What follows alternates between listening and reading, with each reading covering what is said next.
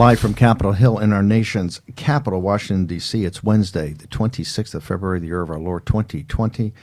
We are live here with episode 26. We're live also on the John Fredericks Radio Network, our co-producing partner, Salem Radio throughout the nation, America's Voice.news, the streaming platform of the Trump movement, also on FM 99.1 and 103.9 in Chicago, the Windy City. I want to thank everybody, our distribution partners. We've also got almost 2.9 million downloads on our podcast, and want to thank everybody. I think hashtag War Room Pandemic, all one word. If you want to join the show, hashtag War Room Pandemic. We've had a great response of that on 2020. So this is, remember, we've built this platform to give you guys a voice, and that's the important thing here. Okay, honored to be joined by, once again, Rosemary Gibson, who is becoming a major media celebrity with her book, China RX, which she wrote a number of years ago about now everybody's becoming woke to the fact that we don't actually make anything in this country, particularly in about pharmaceuticals and about medical, and we're going to get into this whole debate on, whose emergency measures and whose emergency plan of $2.5 billion or $8 billion or $20 billion. That's all coming up, and one of the centerpieces is Rosemary's work, and we'll get to her in a moment. Maura Moynihan's going to be joining us in the second segment of the show. She'll be specifically talking about a number of things going on in Asia. She's an expert in Tibet, in the region. She's lived there on and off most of her life, and also has been a leading voice in the Radio Free Asia movement. The virus is a demon, and we cannot allow the demon to hide. That is Chairman Xi, and he said that almost a month ago. Well, this demon is throughout the world now, and as the Epoch Times reports, and Mark Moynihan's going to talk about it in the second half of the show, there's some disturbing news coming up at the Chinese Communist Party and their inability to be straightforward with people about information about infected, sick, etc. We got Jack Maxey, who runs the War Room Pandemic, runs the operations, the engine room that gets all the great stuff up on site and preps this show and gets everything ready. He's becoming a media personality in his own right. On Steve Cortez last night, Cortez is raving about how good Maxey is. Remember, it's like President Trump. Don't get too good. And, of course, we've got Jason Miller from 2020 and impeachment, and was the communication strategist for President Trump. You said on the very first pandemic that President Trump is now a wartime president. What did you mean by that? Well, and I reiterated yesterday's show as well, because this is an all-encompassing battle that President Trump is now leading our country through. And so traditionally when we think of wartime presidents, we think of our traditional kinetic wars, this country versus that country. Even the fight against terrorism really redefined some of that, because it wasn't so much a state actors, it was non-state actors. But now we're going to this true 21st century war where this is something that doesn't have borders. This is something where it doesn't matter if it's allies, if it's foes, it impacts the economy, it's public health. This impacts everything altogether. So President Trump, in a way that we've never even comprehended, I think is a wartime president now. The other point that I made yesterday is, upon President Trump's return from India, I said he needs to go directly to the CDC in Atlanta, show that he's taking action on this, define it before the Democrats do, and heaven forbid that if Nancy Pelosi or one of the Democrats went and made a trip like that before President Trump did, I think that'd look really bad. But look, the country that President Trump returned to this morning is a different country media-wise than when he left several days ago. What do you mean by that? When we left several days ago, all of the top attention in the news was on the Democratic primary. And the purge. And the purge. You had a little bit of Roger Stone and what's going on with jurors and all that. And the president getting involved in some of the stuff of the Justice Department. Right. Now the media. That stuff doesn't seem so important now. That's not so important anymore. I mean, a couple days ago, Today Show this was on Monday morning, started off calling it the global pandemic. First time, and I look at the Today Show every day, first time I saw that. And why that's important, that's essentially your casual news observer. That's not someone who watches news every day, but that's someone who wants to get a little bit of news, a little bit of entertainment. A lot of your proverbial, suburban soccer mom that would watch that. Global pandemic tipping point was the chyron they put on screen. But what we saw when President Trump landed this morning, he tweeted out acknowledging that he knows what he's walking back into, that he's going to be talking with Secretary Azar, that he's going to be talking with CDC folks very critically. He said he's going to have a press conference today at 6 p.m., which this is going to be huge. So it's not the trip to Atlanta, but I know those things with CDC, he said, and others, Azar, CDC, the press conference this afternoon at 6. Yes, with them. And President himself, and this is the key, because when he did that, when they did that initial press conference with the administration, with Secretary Azar, Robert O'Brien, the NSA director, a number of other folks, That was important because it showed Ken Cuccinelli that they were all working together. They had the national security aspect. But this shows the president himself is there. And once he does this, then I think people in the country will look and say, okay, we get it. You're on top of this. They had, I think 3.5 weeks ago, they had the very first presser was actually in the briefing room. They had Azar up there, and they had all these professionals. You were actually very complimentary. There were some tough questions asked, but the questions were answered, I thought, appropriately. I thought Fauci was a little soft, but you thought it was good. You said the professional team, ever since then, the press conferences they have had or the press briefing they have been at HHS, has been on C-SPAN 2 or 3, has not been back up. The cable guys don't really realize what's important. Hey, the reason we started this show 4 weeks ago is my time in and around China. I knew something bad and big at a scale we've never seen before. Remember, as you're listening to the show today, essentially 1/10 of the world's population, 1/10 of the world's population is in some form of quarantine in central China, central and northern China. They have 100 million or 80 million under quarantine in Hubei. We have another 400 or 500 million in some sort of lockdown grid, DEFCON 1 and 2 they go to. So at that scale, something's big. That's why we started the show, because we knew that one day this would be a convergence. I think I said on Maria Bartiromo on Super Bowl Sunday, I think I said that you're going to see a convergence on March 3rd of an oligarch and a virus in this political campaign. And now we're here. And so you were happy. You as a professional, you said, hey, that looked good. It was professional. You saw a team that's not, because they've been beaten on Russia. They've been beaten on Ukraine. They've seen the same faces for 3 years. These are new guys they've never seen before. This is impressive. How do you think the messaging's been since then? I think it's been very incomplete. I think we've been doing the right work behind the scenes. I think the administration has been taking very strong action.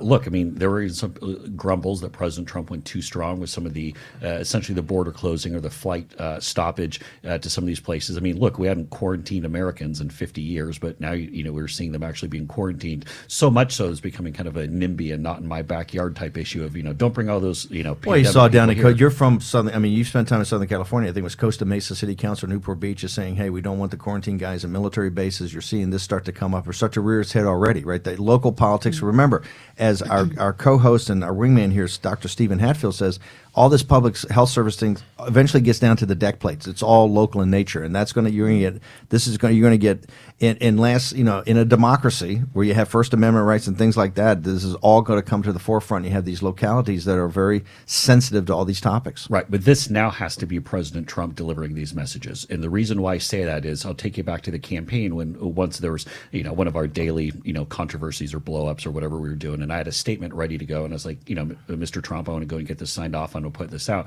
He looked and goes, who's this going to come from? And I go, me. And he kind of paused for a minute. And he goes, no offense, but no one cares about it when you say it. They care about it if I say it. Right. So he's like, put my name on it. Let me, put a sad and exclamation mark at the end, and then get this thing out the door.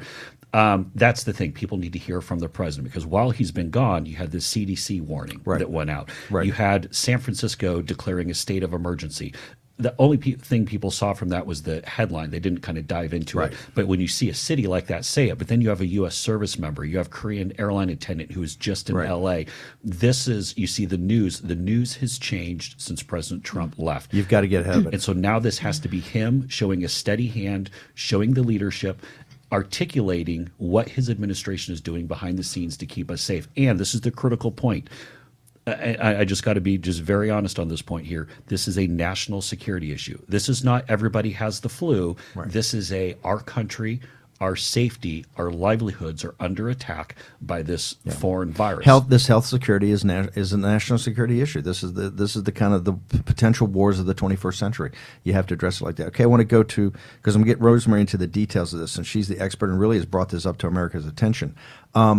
The bid and the ask on these two emergency measures. President Trump came out at $2.5 billion. There was actually some discussion I heard inside the administration. People want to come in lower. There's other people want to come in higher. You got $1 billion in there for a Manhattan Project for to get a vaccine. You've got everything that Rosemary's talking about in there for a couple of $1 billion. But Chuck Schumer came out and bigfooted that today. What did he do, and what's the politics in back of it? Yeah, he did. And so essentially this is, keep in mind with these dollars, these are aspirational dollars. These aren't necessarily, we're worried about meeting a balance sheet. This is about demonstrating public safety. But what we have $1 trillion deficit this year, to over $1 trillion deficit. Exactly. So this is a couple of pennies. Yep. But what Schumer's doing here is he's intentionally coming out and making Trump look small. So the president asked for $2.5 billion yesterday, $1.25 billion in new money, $1.25 in repurposed. Schumer came out this morning and said $8.5 billion. So this is like, I take your pile and I triple it here. $1.5 billion of that for CDC prevention, $3 billion for public health and social services emergency fund, $2 billion to reimburse state and local governments, $1 billion for USAID emerging threats, $1 billion for NIH vaccine development. So that's $8.5 billion.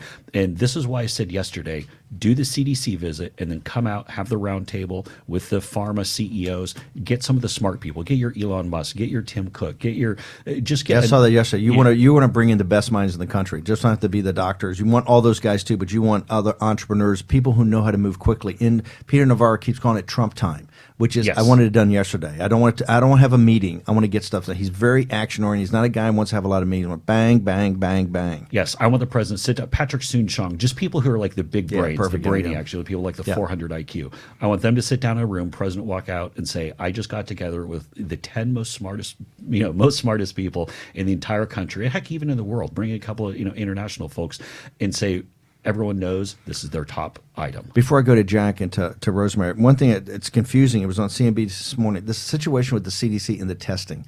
That's got to be worked through. I mean, they said today there's only 496. Jack's been pointing this out on the website. Is the website changed on the CDC about number of tests? I think it's a little bit. They haven't posted anything on the CDC site, but from what I've heard from people, it's 496, over 500, and they're not even giving clear answers to the senators. Yeah, we've reached out to them. In fact, the doctor on TV today said he talked to his guys on Capitol Hill, and they didn't have. What is both the reality of what's going on there, to the best of your knowledge, and as far as the messaging goes?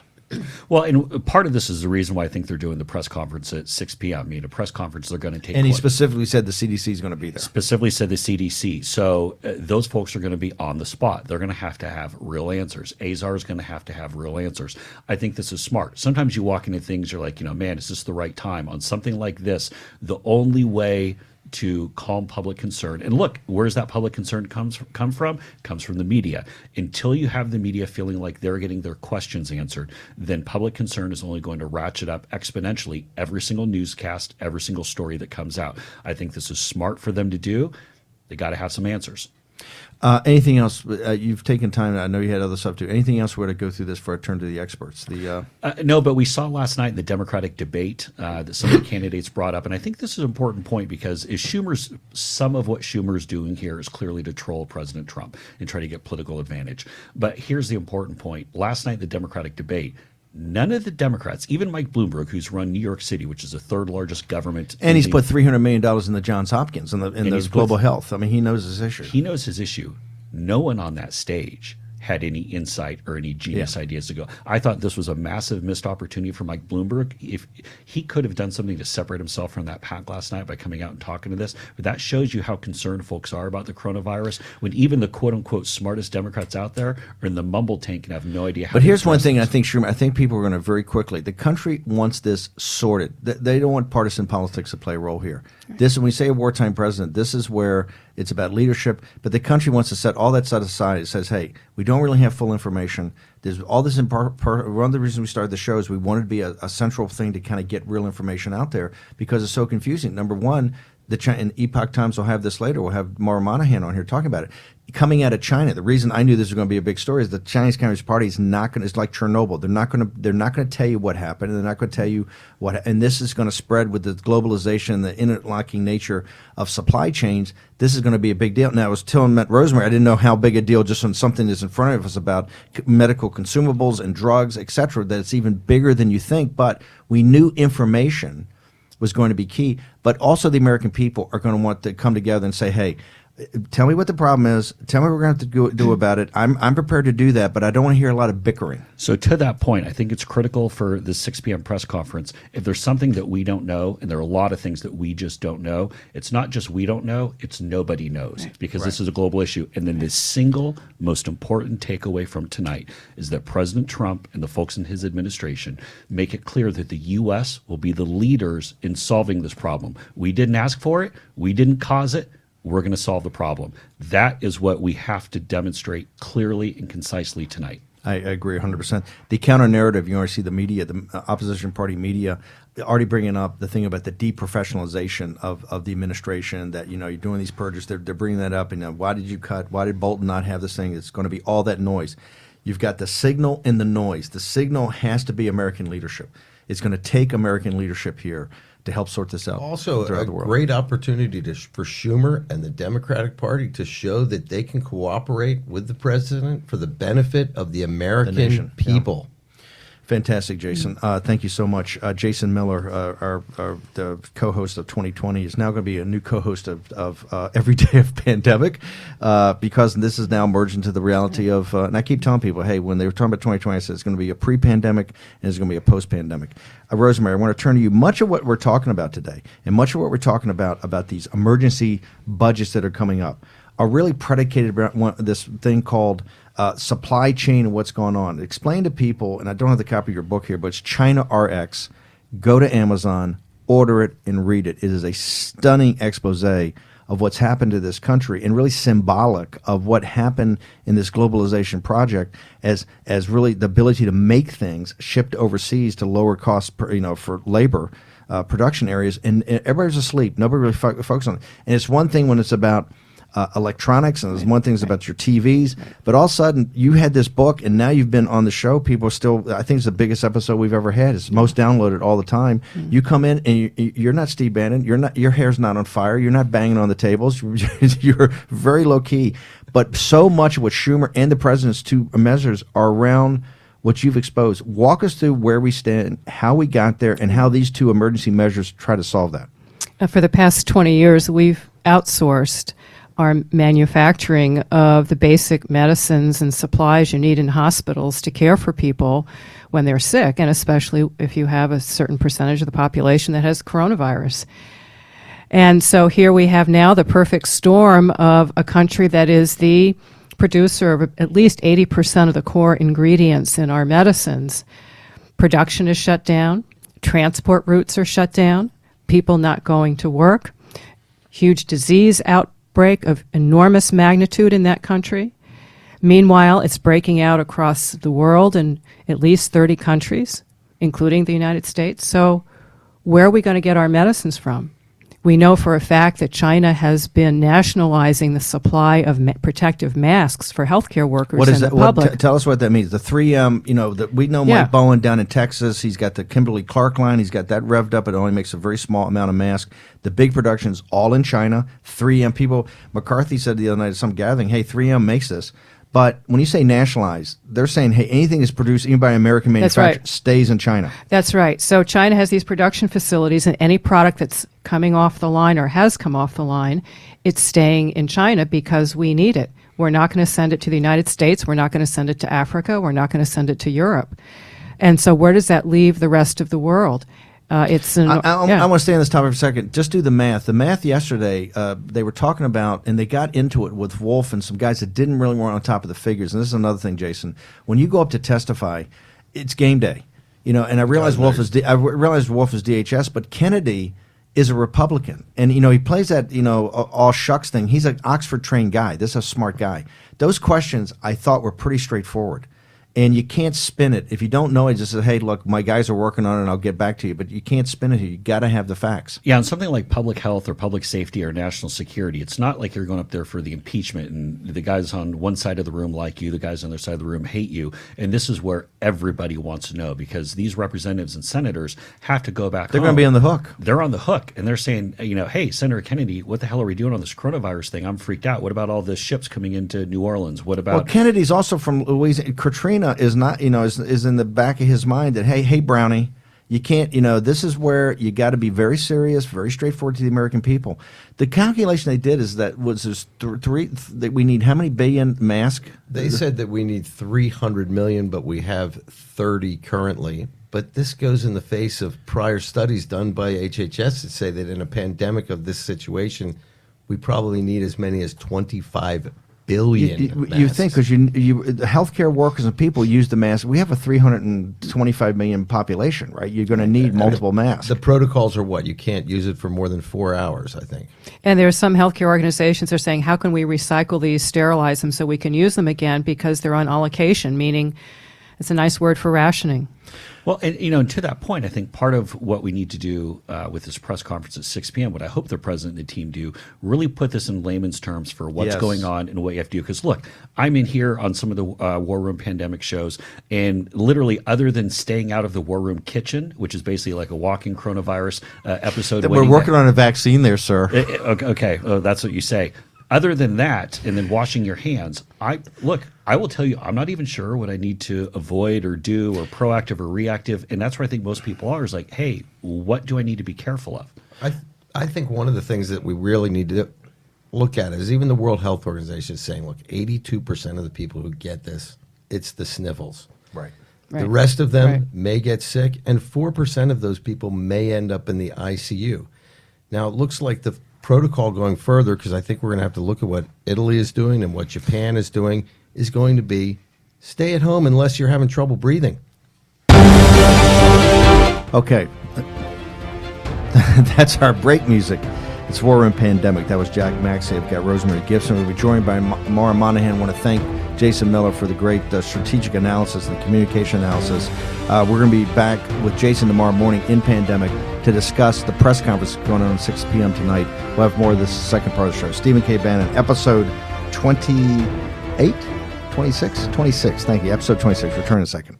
War Room Pandemic with Stephen K. Bannon. The epidemic is a demon, and we cannot let this demon hide. War Room Pandemic. Here's your host, Stephen K. Bannon. Live from the nation's capital, and with a live mic now. Live from the nation's capital. We are at episode 26, War Room Pandemic, from Washington, D.C., live on the John Fredericks Radio Network, on Salem Broadcasting throughout the nation, on americasvoice.news, the streaming platform of the Trump movement, in FM 99.1 and 103.9 in Chicago. Now joined by Maura Moynihan, one of the co-founders, I guess, and one of the leaders of the Students for a Free Tibet. She spent many years of her life dealing with China, dealing with the Chinese Communist Party, and dealing with Tibet and many of the nations and people in Asia around China. And she's a longtime China watcher and I would actually say a China hawk, but even-handed. The Students for a Free Tibet is one of the best organizations out there, really, really inspirational of the young students from Tibet that really want their freedom. Also, Rosemary Gibson, the author of the explosive book. It's actually new because, Bob Bartley at the Wall Street Journal had a saying, it ain't a scoop until you treat it like a scoop, right? And that's why your book came out a couple of years ago and people really didn't catch on to it. And now we have to. Now you have to. When 85% of the Strategic National Stockpile, which has protective gear and medicines, depends on China, we've got a problem. We've got to fix it. You may not have an interest in this virus, but this virus has an interest in you. And this is why it's changing the kind of geopolitical landscape. Kevin Hassert, who is no, Steve Bannon hair on fire guy, former head of the Council of Economic Advisors, I think, and I'm double checking this. I think he was just on one of the business channels and said he thinks it could be a 10 to 15% downdraft in the GDP of China, given what he's seeing on the ground. This guy is not a guy that's want to hysteria. Said it could lead to a global recession. We're going to get all those details. I want to go, before we go back to Rosemary, and Jack, we'll go to you for some breaking news on this. I want to talk about epic times. You see, I gave a talk last night to some people. I said, look, here, just put it in perspective. 1/10 of the world's population is under some form of quarantine. In central China, we have 50 to 80 million people in Hubei province, which is essentially the size of France, with as many people as France, is in a strict quarantine, which is the social separation you have to do if you don't have a vaccine, as Dr. Hatfield has told us time and time and time again. And then there's another, I don't know, 400, 500, 600 million people, right? They're under some form of lockdown, which is also some form of social separation. And many of the areas of China have done their own self-separation. It's very tough to get around the country, as you know, because villages and places, they don't want strangers coming through. They don't want strangers in their apartment building. They want to know who's going where. So it's very tough to transport. It's one of the reasons the economy, we talked to Professor Christopher Balding in Saigon, who's an expert, who was in Shenzhen for 10 years, was kind of thrown out of there because he's an expert looking at the physical nature, what moves around to make the Chinese economy work. Now, the Epoch Times, and if you don't know the Epoch Times, if you watch Rachel Maddow, they're awful because their TV network NTD in Epoch Times is associated with Falun Gong, which is one of the spiritual movements in China, and they consider it a cult, and they consider these people terrible. Like the Washington Times is owned by the Korean church situation. But the Epoch Times, I say, hey, look, the reporting has just been unbelievable for years. I think it's really stepping up. It's one of the hottest newspapers in the country. They've got and this intuitively makes sense. Nobody can figure out, hey, the CCP, who does not do things that they don't have to do, have essentially locked down 600 to 700 million people. We know that things are not moving like they should be, although they're talking about workers going back to work around the country. They understand it's going to be a massive hit to their credibility, a massive hit to their control, a massive hit to the economy.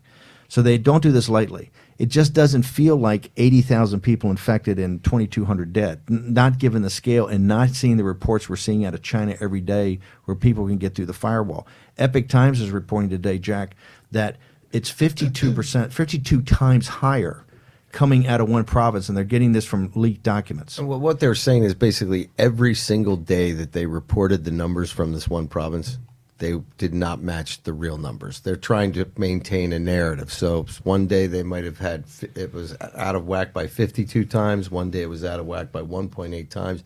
But the reality is the Chinese government is providing numbers that fit a narrative. You notice that's always had the same exact mortality rate, 2.1%. 2.1%. Right? Funny how those sums work. China seems desperate. If you're just looking at this from afar, it seems as if they've been very, very concerned about breaking that 80,000 number, which they finally did today. None of it makes sense. I think this idea that it could be 10, 20, 30, 40 times more infected people in China than are properly being announced makes total sense, especially when you consider that the World Health Organization, Lancet, the experts are saying that 82% of the people who get the virus don't really even get sick. Yeah. So there could be tremendous number of people out there. We've had Dr. Gabriel Leung from Hong Kong University flew to the World Health Organization 10 days ago, 2 weeks ago, gave an interview to The Guardian and said, look, the way my math works, this thing doubles every 6.2 days off a base of about, I don't know, he thought at the time when they said it was 1,000, he said it was 44,000. 6.2 days, it's going to, he said it's a possibility that 60 to 80% of the world's population could get this. Now, look, for a lot of people, it's just a cold. For other people, it's a death sentence. And that's what we're trying to ascertain because there's very imperfect information out there. Our show, Pandemic, is China-centric to a degree, and here's why. There's something on a scale never seen before that's happening in China.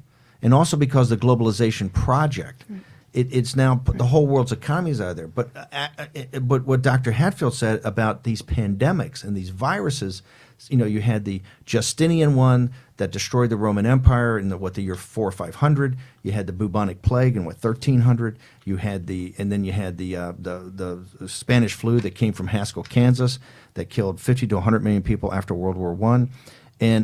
But he said something happened in 1990. Those things took forever to kind of transmit because of transportation. In 1990, something happened that now you have these things all the time. What happened was the globalization project. It was in these developing countries, the concentration of populations around livestock, et cetera. We can have more and more. And I'm leaving out the Wuhan P4 lab for today and just saying the natural thing of what came up. That is why this show is China-centric. It's not. We're going to get into what's happened here in the United States, how you take precautions, what policy, because we knew there was going to be a convergence at some point in time to politics. Like in the last couple of days, we've had Maria Luisa Rossi Hawkins on from Italy, doing these amazing reports of how Italy and Lombardy are, doing quarantines and it's 52% of the economy and everything like that. We know it's going to go around the world, and we're going to report that. But this still is central to Central Asia and to China. The reason is there's something happening there that's never happened before in human history. And that's why it has to be ascertained. At the same time that we've had this now whole globalization project, and the theme of this thing and the theme of yours is the China price has a cost. The China price has a cost. We've been dining off this. Wall Street and the corporations have been dining off the shipping of the factories, the shipping, now we understand the drugs and everything like that, because this was all done by people who knew the price of everything and the value of nothing. And now it is a problem for every American. On this morning on the C-SPAN, they had some professional up there, and she was getting lit up by a female caller who said, hey, I was watching Steve Bannon's pandemic show the other day, and she was just going through facts. Bang, bang, bang, bang. And you're just telling me I got to wash my hands? Why don't you guys come out and give us real information? People want, if you want to stop hysteria, you want to get information out there and just get the information and let people deal with it and how they're going to deal with it. Let's go now and talk about, Asia and the countries that surround China very well. And you've been at the forefront with Radio Free Asia and other aspects of the fight of giving people their freedom versus what they've versus what's happened with with the Chinese Communist Party. What's your assessment today in Tibet and these other countries, Thailand, et cetera? What's happening? Well, of course, the virus is spreading very, very quickly throughout Asia, as it is in China as well, as the Epoch Times reported. And a lot of the numbers haven't been counted because of two factors. One means of transmission, what I discussed the first time I came on the show, is through sex tourism. And so there's a great deal of sex tourism in Southeast Asia and also in the poorer countries on China's periphery that have Belt and Road Initiative projects, and where you have a great many Chinese engineers who are working. And so these numbers haven't been counted. The other, a great concern for countries in South and Southeast Asia, like Nepal, for example, and Cambodia. We'll just use those two they're both client states of China. And Hun Sen, the Prime Minister of Cambodia, welcomed one of the cruise ships into the port of Phnom Penh. He said, no one needs to wear a mask, it's all fine. That was a mistake. Yes, Big Brother in Beijing says there really isn't anything to worry about. Same in Nepal. I was just on the phone the other night with friends from Nepal, which already has terrible air quality and respiratory illnesses are at epidemic levels. And the Maoist prime minister said, no need to wear masks, no need to have testing, and there's flights every day. A lot of them from Wuhan, from central China, budget tourism, cheap tourism, and also Nepal's airport is consistently ranked as the worst international airport in the world. So there's absolutely no screening. So I want to go back to Thailand for a second. Why Thailand's, I think, been at 50. Been at 50 infected for 3 weeks. There's something about the Thailand numbers not moving. Why is that? I think they're just not counting bodies. They're certainly not counting the sex tourism numbers. And why you think that would be a big hit to the economy? Is that why they're not doing it? Yes, and now Thailand is in a very difficult situation in protecting its sovereignty because of the passing of King Rama IX 3 years ago. For many years, the Chinese Communist Party has tried to get permission to create a canal through the Isthmus of China, which would bypass the Straits of Malacca, and their ships can go straight into the Indian Ocean. And so, because it's a huge project. It's a huge, very important. It's like moving beyond the BRI. It's like the pyramids. Let's go. I'm going to jump. I got Brian Colfax from We Build the Wall. I'm going to get to Brian in a second on the line. I want to go back to one thing. The way that these countries, explain to the audience, the way these countries react to the Chinese Communist Party. The Chinese Communist Party deals with these countries how? So when a crisis like this happens, how do they respond to the Chinese Communist Party? The smaller, weaker countries just can't say no because China threatens them. I've seen it all my years living in Asia, and they threaten to withhold aid. They also threaten military intervention. And, of course, Thailand had to fight a 30-year war against the Thai Communist Party, which was funded by China. And thanks to skillful diplomacy and military victories in the field, Thailand was the one country in Southeast Asia that defeated the Chinese communists. What is happening to the what knowledge do you have? I know you're very close to the guys in the East Turkestan movement, because you've been saying, hey, what's happening in East Turkestan or where the Uyghurs are is what's happened in Tibet over 30 years and nobody wants to talk about. The suppression in Tibet was every bit as bad as what's happening to the Muslims today, what happened to the Tibetan Buddhists. What is your current understanding of what's the situation with the Uyghurs vis-a-vis this pandemic? Oh, well, it's very important that you mention the correlation between Tibet and Xinjiang, because the first order of business for Chairman Mao, once he obtained power in 1949 was to invade East Turkestan in 1950 and Tibet in 1951. And Tibet has long been the torture laboratory for the CCP. And Chen Guangkuo, who was governor of Tibet, expanded the concentration camp system. He did such a bang-up job, they rewarded him by posting him to Xinjiang. And my friends in Radio Frasier and on the ground in Asia are telling me that the virus is spreading wildly through Tibet and through Xinjiang, because, of course, no internal flights have been canceled. See, this is the point. They're in the business. They know the concentration camp business. They've been doing this in Tibet. Nobody's actually talked about it. What they're doing with the Uyghurs is something they practice in Tibet, and they're doing it now with the Uyghurs. Okay, I want to talk about borders. I want to go to our southern border. Brian Kolfage is the chairman, the founder of We Build the Wall, which is the private group. I'm the chairman of the advisory board, but Brian has been all over watching all the details on the southern border. Brian, get us up to speed today as this now becomes a national political issue. What's your sense of how do we stand on the southern border of the United States?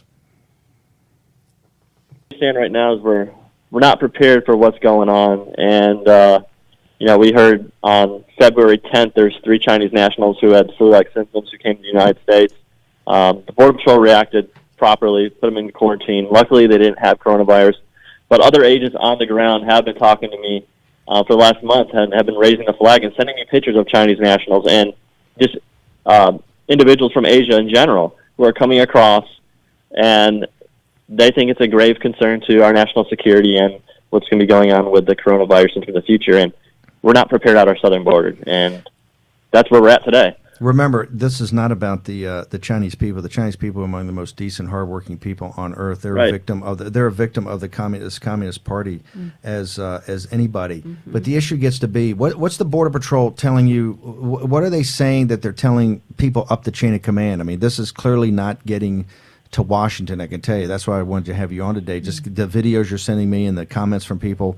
What is the current state of play, and what are they telling people up the chain of command? I'm not sure what's going on with the chain of command, or if they're just not listening to them. But they have been raising the flag. They have been letting people know that it is happening. We do have people from Asia coming across with flu-like symptoms, and our Border Patrol they're not even taking the correct precautions. Some of them will mask up, but nothing's mandatory. It's just they're kind of willy-nilly about it. And I think because there's this lackadaisical influence of things that are going on down there where they're not taking it serious, it's going to cause an issue. People are going to get infected. It's going to affect our Border Patrol agents, and it's going to spread to their families. And frankly, it's going to start on our southern border, I think. I think these biggest small pockets of infections are going to happen on the southern border, and it's going to create the crisis here. Okay, well, we want you to stay on top of that. We'll also do some more check-ins with this. Brian, I want to thank you. Brian's the founder of We Build the Wall, the private organization. Built a slug of the wall. We built it down in El Paso, Texas, and also outside of McAllen on the Rio Grande. Brian, thank you very much for joining us today. I want to go back to the Chuck Schumer of it all, because this is now this has become a healthcare crisis. It's an economic crisis, looks like in China. The contagion of both of those is spreading throughout the world. Right. It's now become, I don't want to say it's a political crisis, but now this thing is going to get politicized. And what we hope is everybody pulls together to sort this thing out.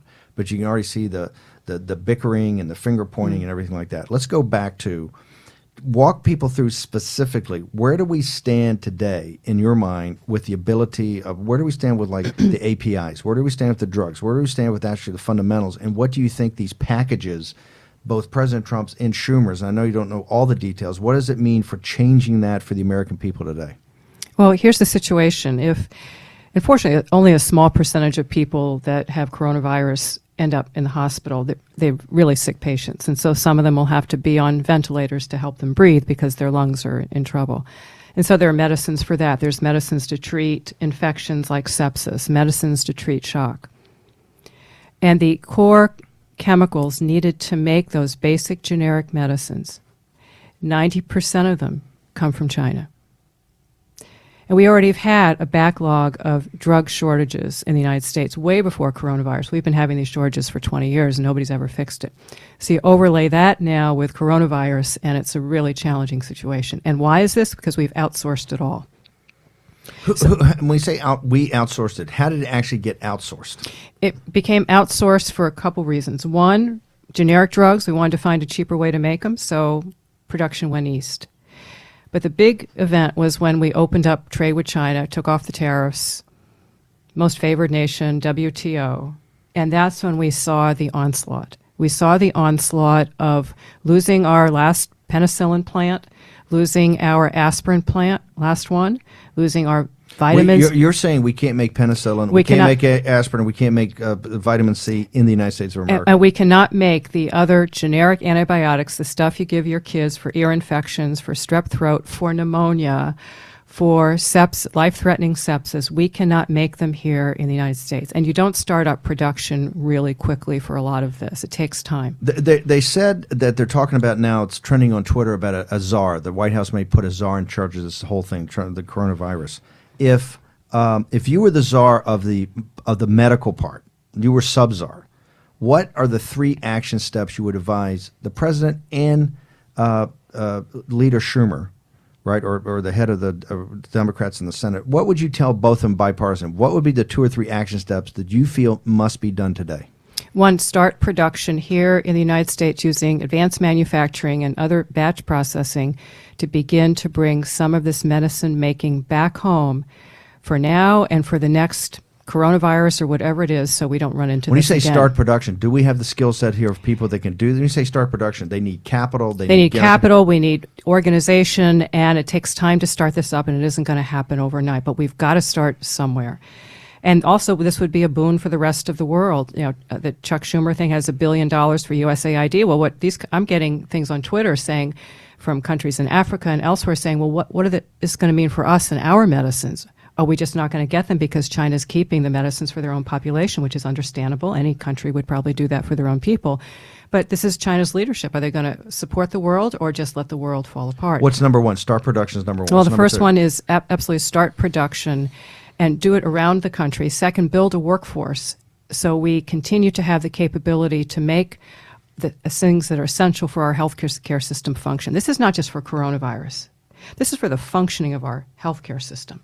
So we need infrastructure, we need workforce, and we need a business model that'll make this work, not boom and bust. We had Mike Bowen on here about boom and bust. The government comes in, provides a bolus of cash when it needs it, but then leaves after the crisis is over, and then everything falls apart again. We need a sustained business model to assure we have ongoing production of every single medicine we need in this country. Well, I'm going to turn to Maura here in a second to get her summary thoughts, but one last question, and if you can do it quickly. If you did the production, if you started today and you were the sub-czar, just on the APIs, the parts of the drugs, if we started today, February to 26th of February, the year of our Lord 2020, what's the earliest in your mind, and I understand you're not a production guy, but what's the earliest in your mind you think we get those drugs out the door to people? We can start low volume production of certain antibiotics like ciprofloxacin, 1,000 pills a day in 24 hours using advanced manufacturing technology. You have to have the FDA go in and have that good manufacturing. But we could start with small scale production and put that capability in cities around the country. If there is a coronavirus outbreak, let's bring that production into those communities where there's an outbreak. The mainstream media has essentially been repeating the same numbers the CCP's put up. Epoch Times is trying to do things. You've dealt with the media for 20 years. We only got about 30 seconds left. But why is the mainstream media seem to always take the Chinese Communist Party's party line about what reality is? Because of the normalization of the CCP by Western elites. They've been thoroughly normalized and integrated into Western society, and people don't question it. What do you mean by that? Well, the normalization of the CCP means the normalization of torture, of concentration camps, of lies, of all these all the elements that characterize their regime, but you don't question them because they're our big business partners. And the China price does have a cost, and I'm getting calls almost every day from people who sort of laughed at all of us for years saying, should I start shorting China? Should I get my money out of China? I said, well, good luck. You can try. This is the important thing. People are looked at as cranks. Yes. Right? They're cranks and crazy stuff like that for a long time. Mm-hmm. Now everybody's running to them and saying, hey, tell me about this manufacturing in China. Tell me about the Tibet situation. How's that play the Uyghurs? The chickens are coming home to roost on this, That's right. And people have been truth teller and been talking truth to power for decades, been mocked and ridiculed by the elites in this country and mocked and ridiculed by the elite media in the company. They're about to have their comeuppance. As the globe faces a pandemic, we got to jump. We'll be back tomorrow, same time, 11 o'clock. Thanks.